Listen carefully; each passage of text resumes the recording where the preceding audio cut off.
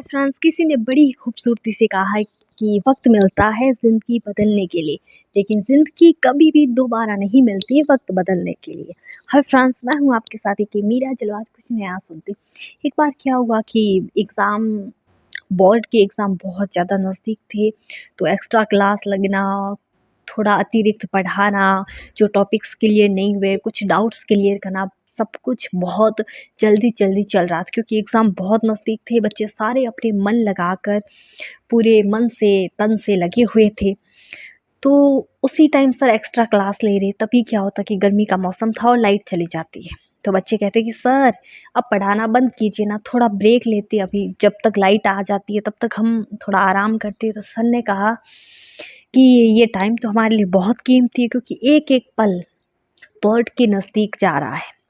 मतलब हमारे पढ़ना बहुत ज़्यादा ज़रूरी है हमारे लिए, क्योंकि एग्ज़ाम बहुत ही ज़्यादा नज़दीक है और एग्ज़ाम में अच्छा स्कोर करना भी ज़रूरी है।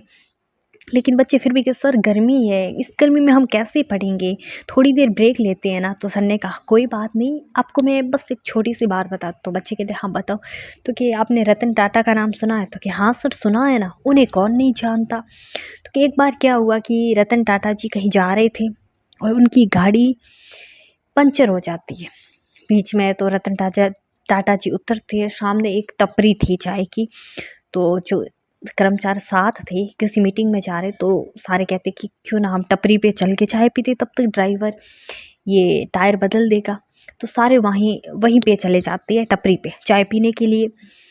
तो वहाँ पे जाकर देखती है कि रतन टाटा जी उन्हें कहीं नहीं मिलते, मतलब टपरी पे नहीं थे। तो सबने कहा कि सर कहाँ गए? आसपास देखते नहीं मिलते। तो कि सर अभी तो यही थे, अभी गायब हो गए इतनी जल्दी। तो कोई कहता कि गाड़ी में देखा हो, गाड़ी के पास जाकर। तो गाड़ी के पास जब देखते तो क्या देखते हैं कि रतन टाटा जी एक हाथ में पेचकस लिए हुए टायर को पकड़े हुए बैठे। तो सारे कर्मचारी हैरान हो जाते, कहते कि सर आपको ये शोभा नहीं देता कि आप रतन टाटा जी और आप टायर लेकर बैठे हो? तो रतन टाटा जी कहते कि ये क्यों, मैं बहुत बड़ा व्यक्ति हूँ तो छोटा काम नहीं कर सकता क्यों? अब टायर बदलने के लिए 15 मिनट लगने वाले थे, अभी ड्राइवर ने बताया था। तो यदि 15 मिनट में मैं इसकी मदद करता हूँ तो अब 7.5 मिनट लगेंगे, तो हम 7.5 मिनट में अपनी मीटिंग में ज़्यादा दे पाऊँगा। और वैसे भी फटाफट उस ड्राइवर ने और सर ने मिलकर टायर बदल दिए। तो सर ने ये कहानी सुना रहे थे, तभी बच्चे पीछे से आवाज़ आती कि सर कहानी क्यों सुना रहे हो, हमारे तो बोर्ड के एग्ज़ाम बहुत नज़दीक है, पढ़ाइए ना, टाइम वेस्ट हो रहा है। तो ये छोटी सी कहानी हमें क्या सिखाती है?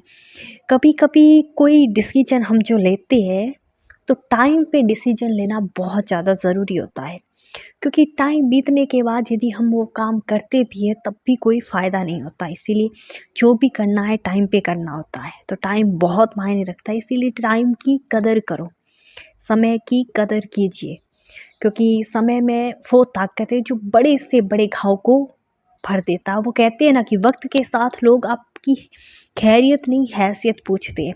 कोई आपसे मिलेगा तो ये नहीं कहेगा कि तबीयत कैसी है, आप कैसे हो, यही पूछे आजकल क्या कर रहे हो, नौकरी कितना कमा लेते हो, घर परिवार कैसा चल रहा है।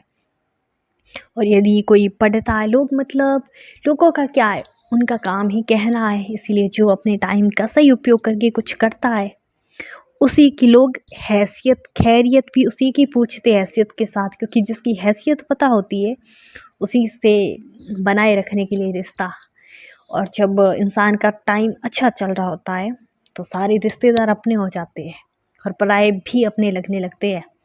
जब टाइम ख़राब हो तो अपने भी पराए हो जाते हैं। ये वक्त का खेल है, इसीलिए अपने टाइम का सदुपयोग कीजिए। और मैं फिर वही कहूँगी जो मैं अक्सर कहा करती हूँ कि महान लोग अच्छा ही काम नहीं करते, बल्कि वो जो भी करते उससे अच्छा बना लेते हैं। हाँ, ये सच है कि एक इंसान दुनिया को नहीं बदल सकता, लेकिन ये भी इतना ही सच है कि इस दुनिया को बदलने की शुरुआत करने वाला हमेशा एक इंसान ही होता है। You are best, you can do it, and thank you so much. और you are very very special. इसीलिए खुद को पहचानो, खुद की प्रतिभा को पहचानो और टाइम का सदुपयोग कीजिए। Thank you.